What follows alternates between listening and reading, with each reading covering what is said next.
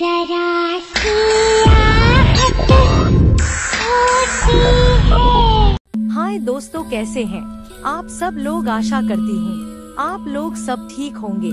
आज मैं जो आप लोगों को कहानी सुनाने जा रही हूँ, यह एक रियल हॉरर स्टोरी है। यह कहानी आप किसी के साथ भी हो सकती है। अगर यह कहानी आप लोगों को पसंद आए तो मुझे कमेंट बॉक्स में जरूर बताना। तो चलिए शुरू करते हैं आज की हॉरर कहानी।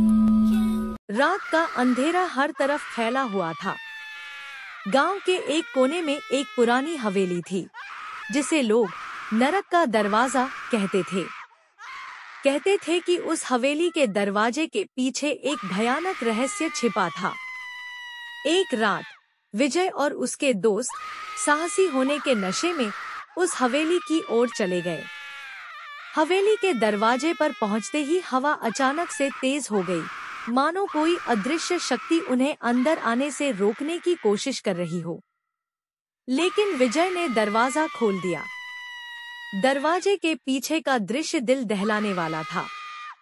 अंदर एक अंधेरा रास्ता था, जिसमें चारों तरफ हड्डियां और खोपड़ियां बिखरी पड़ी थीं।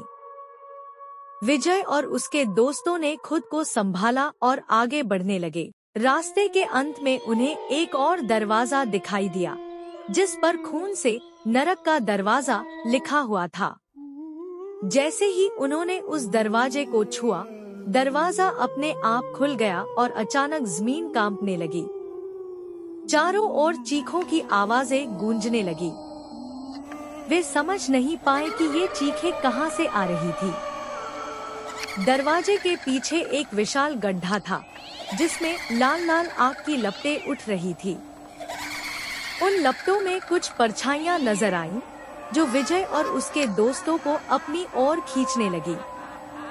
विजय और उसके दोस्तों ने भागने की कोशिश की, लेकिन उनके पैर जैसे जमीन से चिपक गए थे। तभी एक भयानक चेहरा उन लपटों में से निकलकर सामने आया। वह चेहरा एक आत्मा का था, जो वर्षों से उस नरक के दरवाजे के पीछे कैद थी। वह आत्मा बोली, जो इस दरवाजे को खोलता है, उसकी आत्मा हमेशा के लिए नरक की आग में जलती है। विजय और उसके दोस्तों की चीखें पूरे गांव में सुनाई दी, लेकिन कोई उन्हें बचा नहीं सका। अगली सुबह हवेली के पास कोई नहीं था।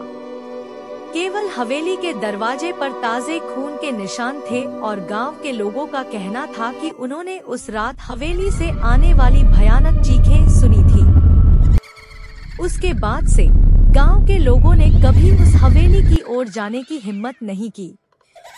हवेली वहीं खड़ी रही, अपनी खौफनाक कहानी के साथ, और नरक का दरवाजा एक रहस्य बनकर रह गया। तो दोस्तों, आप लोगों को यह कहानी कैसा लगा? अगर अच्छा लगा तो लाइक कीजिएगा, शेयर कीजिएगा और कमेंट में जरूर बताइएगा कैसा लगा, और सब्सक्राइब करना मत भूलिएगा। तो फिर मिलेंगे नई कहानी के साथ, तब तक के लिए बाय, टेक केयर।